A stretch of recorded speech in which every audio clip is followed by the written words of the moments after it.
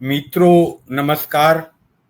मैं धनीराम पटेल, एडवोकेट, बिलासपुर छत्तीसगढ़। और आज चर्चा करेंगे भारत चीन के बीच ऑल वेदर फ्रेंड की सपना और पिछले 75 साल के कड़वी यादें। क्या भारत और चीन के बीच ऑल वेदर फ्रेंड की जो सपना है वो यथार्थ के धरातल पर खरा साबित हो सकता है? चर्चा शुरू करने के पहले आप सबसे आग्रह करूंगा, जो हमेशा मैं करता हूं, मेरे चैनल DR पटेल एडवोकेट को सब्सक्राइब करें, लाइक करें, शेयर करें। पिछले 15 दिन से भारत चीन के मीडिया के साथ साथ दुनिया के मीडिया में ये चर्चा है कि क्या भारत और चीन ऑल वेदर फ्रेंड बन सकते हैं, जिसके ओर चीनी विदेश मंत्री ने अभी भारत के दौरे के समय उल्लेख किया।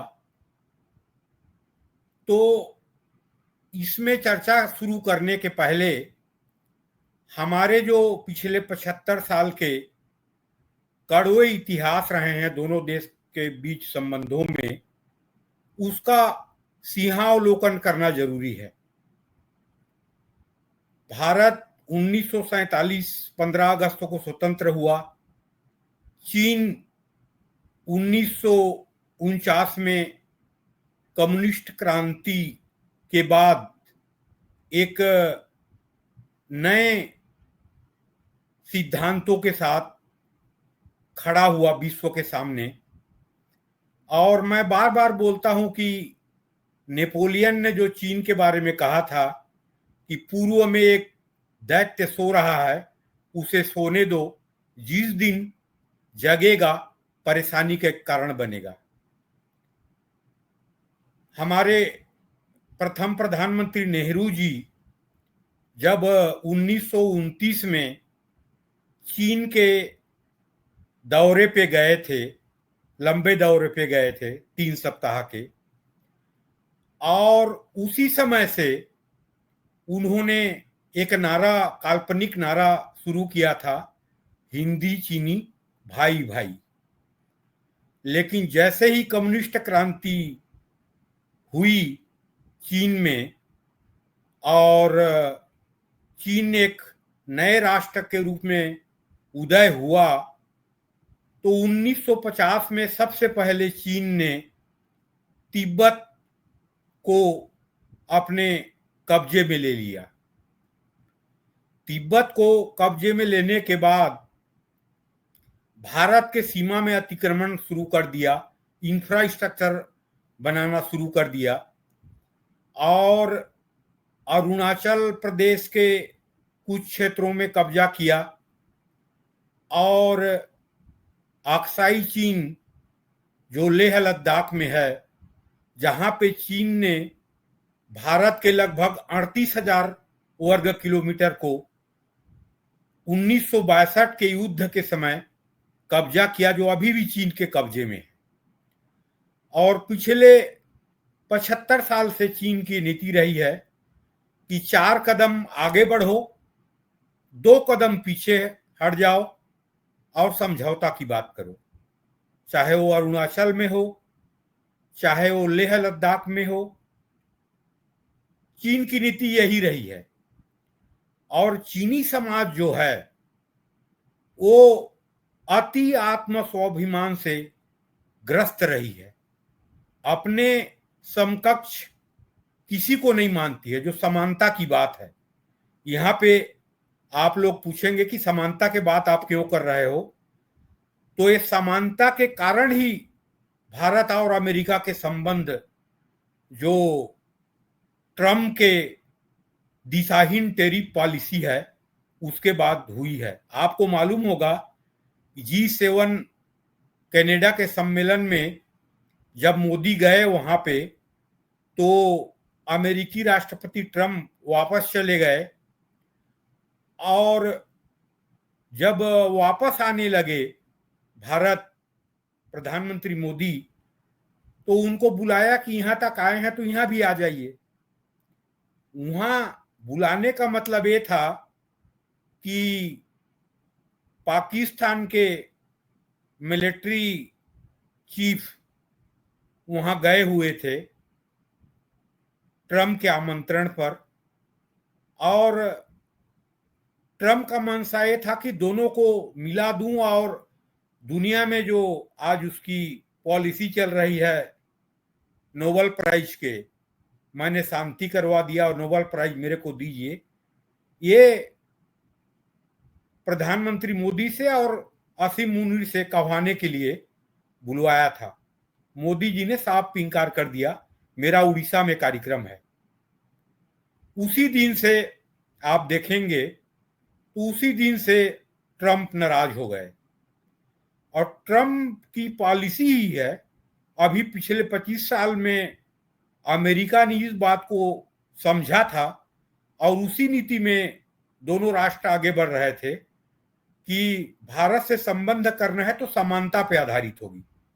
ऐसे नहीं कि जैसे अभी ट्रम्प ने यूरोप के 5-6 राष्ट्रों को बुलाया था और अपने सामने में बिठा के उनको लेक्चर दे रहा था, ऐसे संभव नहीं है। लेकिन ट्रम्प ये समझा था कि मैं दुनिया को डिक्टेट करूंगा, और कर भी रहा है अपने टेरिफ पॉलिसी के अनुसार। चाहे उसके शुरू से जो मित्र रहे हैं, 5 आइज कंट्री रही हैं, यूरोपियन कंट्रीज रहे हैं, नेटो को जितने मेंबर रहे हैं, सबको डिक्टेट कर रहा है। और ट्रम्प की जो टेरिफ पॉलिसी है, उसके पिछले कार्यकाल में चीन के लिए ही टेरिफ नीति की बात उस समय पिछले टेन्योर में किया था, और अभी जब दोबारा राष्ट्रपति बने, जनवरी में शपथ लिए, उसके बाद टेरिफ टेरिफ कहना शुरू किया। लेकिन अब जो टेरिफ शुरू किया, दुनिया के लिए किया, और चीन के सामने तो सरेंडर करना पड़ा अमेरिका को, लेकिन भारत को डिक्टेट करने के लिए और रूस और यूक्रेन के युद्ध में पेट्रो मनी का उपयोग कर रहा है, रूस और यूक्रेन से लड़ रहा है करके जो 25 से 50% टेरिफ लगाया है, ये दोनों के बीच में संबंध बिगड़ने में महत्वपूर्ण कारक रहे हैं। यहां पे भी समानता के कारण, समानता पूर्वक व्यवहार ना करने के कारण ट्रम्प के, भारत और अमेरिका के संबंध खराब हुए हैं। लेकिन पिछले 75 साल के चीन के इतिहास को देखेंगे, नेहरू जी तो 29-30 में हिंदी चीनी भाई भाई का नारा लगाना शुरू कर दिया था, और जैसे भारत स्वतंत्र हुआ तो काल्पनिक दुनिया में रहते हुए हिंदी चीनी भाई भाई के नारे लगाया था, और चीन ने भारत पे नग्न आक्रमण करके 38,000 वर्ग किलोमीटर के कब्जा कर लिया। और जब से कम्युनिस्ट क्रांति हुई है चीन में, तब से भारत को परेशान करने के लिए, चेक करने के लिए पाकिस्तान का सपोर्ट करता रहा है, और अभी ऑपरेशन सिंदूर में भी किया। लेकिन पिछले गलवान के घटना जो जून 2020 में हुआ था, उसके बाद भारत और चीन के संबंध बहुत खराब हो गए थे। तो पर भी ट्रेड में कोई बाधा नहीं आया था, और पिछले वर्ष जो ट्रेड हुआ था चीन और भारत के बीच, उसमें 118 बिलियन डॉलर का ट्रेड हुआ था, जिसमें 102 बिलियन डॉलर के सामान भारत ने चीन से आयात किया था, और मात्र 14 बिलियन डॉलर के निर्यात किया था। मतलब ट्रेड बैलेंस जो है चीन और भारत के बीच में एक तरफा चीन के पक्ष में है।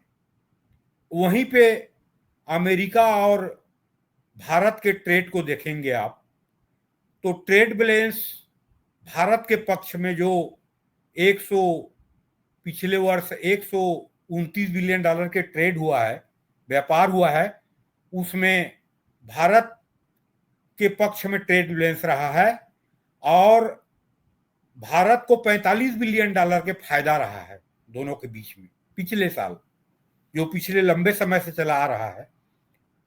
लेकिन दुनिया अपना नेशनल इंटरेस्ट देखता है, भारत भी अपना नेशनल इंटरेस्ट देख रहा है।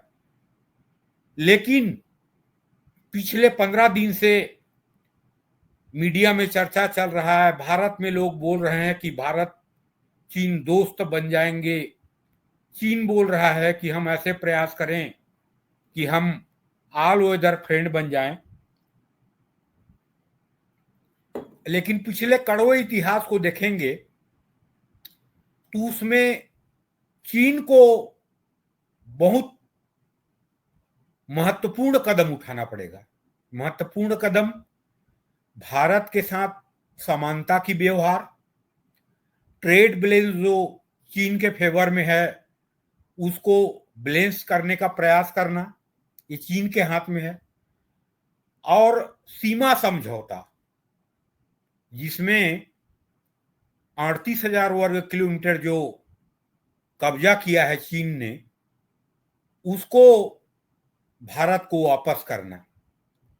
फिलहाल तो संभव ही नहीं है कि चीन 38,000 किलोमीटर को कब्जा कर ले।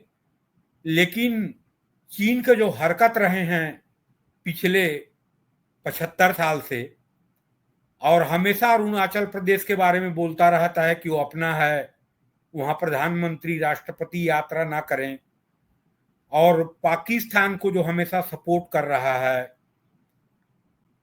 आज जो सैनिक सामान है पाकिस्तान में वो 80% चीन द्वारा दिया हुआ है।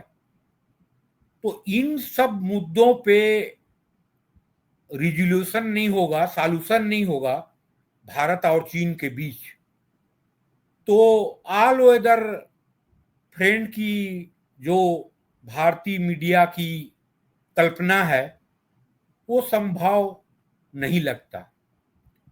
और चीन के अभी करीब आने में एक चीन के भी नेशनल इंटरेस्ट ये है कि भारत पश्चिमी राष्ट्रों के करीब ना चला जाए, और जो मैन्युफैक्चरिंग हब चीन है उसकी जगह भारत को European country, America, Australia manufacturing hub ना बना दें चीन को काउंटर करने के लिए।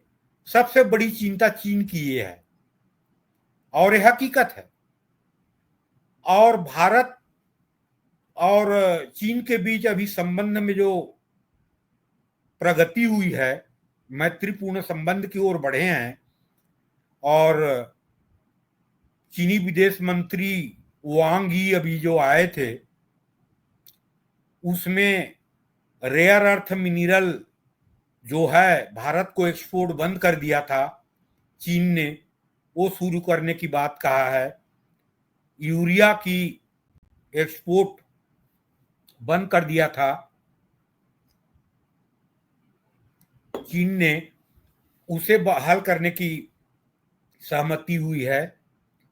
और जो हाई पावर ड्रिलिंग मशीन होती है, जो बुलेट ट्रेन की रूट बन रही है और जो सुरंग बन रहे हैं भारत में इंफ्रास्ट्रक्चर में, वो चीन से आते हैं। और देखिए कितना दुर्भाग्य है कि हाई पावर जो ड्रिलिंग मशीन है चीन में, जो प्रोडक्ट करता है चीन, वो जर्मनी की कंपनी है। लेकिन चीन ने कहा जर्मनी की कंपनी को आप भारत को निर्यात नहीं कर सकते, तो वहां फैक्ट्री है तो उनको मानना पड़ा था। तो इन 3 चीजों की निर्यात करने पर सहमत हो गया है। तात्कालिक रूप से भारत के लिए बहुत लाभदायक है।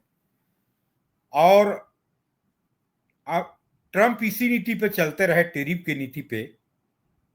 और पिछले 25 साल में जो भारत अमेरिका के संबंधों में नजदीकी आई थी उसको पीछे ले गया है ट्रंप ने, तो भारत और अमेरिका के संबंध और बिगड़ेंगे।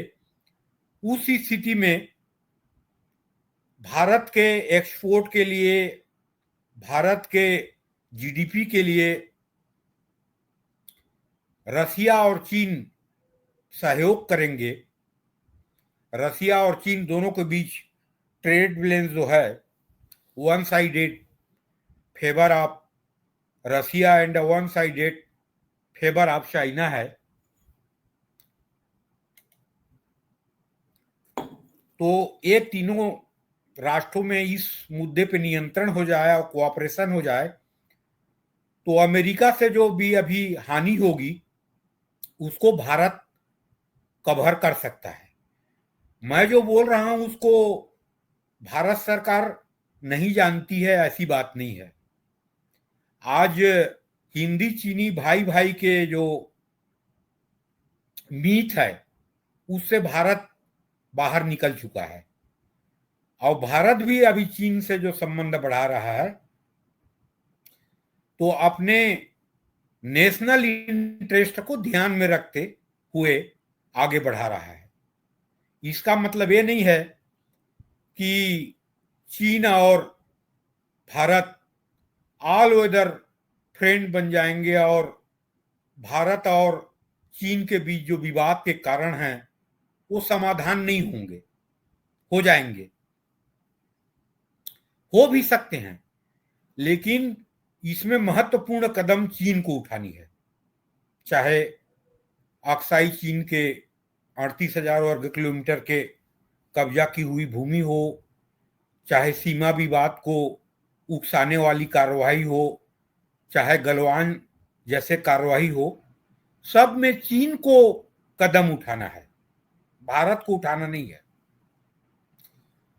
तो आज जो 19 ट्रिलियन डॉलर की इकोनॉमी है चीन और 4.2 ट्रिलियन डॉलर की इकोनॉमी भारत जो है और विश्व में सबसे फास्टेस्ट ग्रोइंग कंट्री है भारत, तो भारत और चीन के संबंध मजबूत होंगे, उसमें दोनों को फायदा है। और अमेरिका से जो व्यापारिक क्षति होने वाली है अगर ट्रम्प दिशाहीन रहा और इसी नीति पे चलता रहा तो उसको कंट्रोल करने में भारत को भी फायदा होगा। चीन से संबंध अच्छे होंगे तो इसमें कोई संदेह नहीं है। लेकिन अभी ये कल्पना करना कि चीन और भारत ऑल वेदर फ्रेंड बन जाएंगे, तो ऑल वेदर फ्रेंड बनने के लिए जो कदम उठाना है चीन को उठाना है, भारत को नहीं उठाना है। हाँ, अभी तत्कालिक आवश्यकता के लिए और अपने नेशनल इंटरेस्ट के लिए चीन भी आगे बढ़ रहा है, मैत्रीपूर्ण संबंध के लिए भारत भी आगे बढ़ रहा है अपने नेशनल इंटरेस्ट को ध्यान में रखते हुए। ये दोनों के लिए अच्छा है, विश्व के लिए अच्छा है। और आज जो एम्बेसडर हैं चीन के, उन्होंने कहा है कि डबल इंजन की सरकार होगी अगर भारत चीन मैत्रीपूर्ण संबंध को आगे बढ़ाएंगे और व्यापार को मजबूत पड़ेंगे, और बढ़ाएंगे बोले हैं उन्होंने, डबल इंजन की सरकार की बात किया है। तो ये अच्छी बात है। लेकिन अभी फिलहाल जैसे मुद्दे हैं, अभी नेशनल इंटरेस्ट के लिए दोनों राष्ट्र आगे बढ़ रहे हैं, अच्छी बात है, बढ़ना भी चाहिए, आज व्यापार की भी दुनिया है। लेकिन ऑल वेदर फ्रेंड हो जाएंगे एकदम निकट भविष्य में चीन और भारत, मेरे को संभव नहीं लगता है। ये ऑल वेदर फ्रेंड की जो बातें हो रही हैं ये सपना ही है। हो सकता है दुनिया में परिवर्तन होता है और चीन अपनी नीतियों में परिवर्तन कर ले, भारत भी कुछ आगे बढ़े तो ऑल वेदर फ्रेंड बन सकते हैं। लेकिन दोनों की प्रतिद्वंदिता है। चीन कभी नहीं चाहेगा कि भारत एक महाशक्ति बने, आर्थिक रूप से, सैनिक रूप से, जिसके पूर्व में मैं चर्चा भी किया। तो सपना देखना अच्छी बात है, लेकिन यथार्थ के धरातल पे रहते हुए सपना देखें, ना कि हिंदी चीनी भाई भाई की जो दौर था, काल्पनिक दुनिया था, उससे हम हट गए हैं और दोनों समझ गए हैं। तो संबंध अच्छा हो, लेकिन फिलहाल अभी हिंदी चीनी भाई भाई की कल्पना और ऑल वेदर फ्रेंड की सपना जो अभी मीडिया में चर्चा में हो रहा है, फिलहाल अभी संभव नहीं है। लेकिन दोनों राष्ट्र तत्कालिक आवश्यकता के लिए एक दूसरे के प्रति मैत्रीपूर्ण संबंध बनाना चाहते हैं, ये अच्छी बात है। आप सबको जय हिंद, नमस्कार।